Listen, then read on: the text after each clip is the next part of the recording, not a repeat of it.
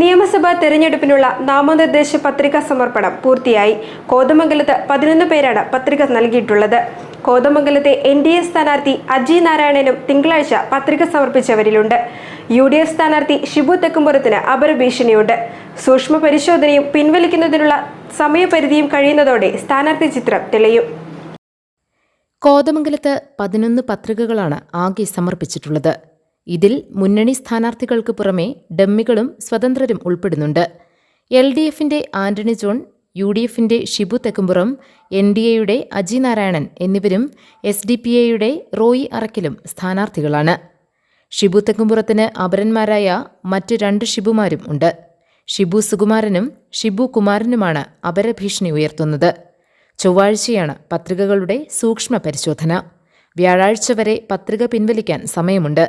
അതിനുശേഷം മാത്രമേ എത്ര സ്ഥാനാർത്ഥികൾ മത്സരരംഗത്തുണ്ടെന്ന് വ്യക്തമാവുകയുള്ളൂ. ഏപ്രിൽ 9 വോട്ടെടുപ്പ്. GTV news, Kothamangalam.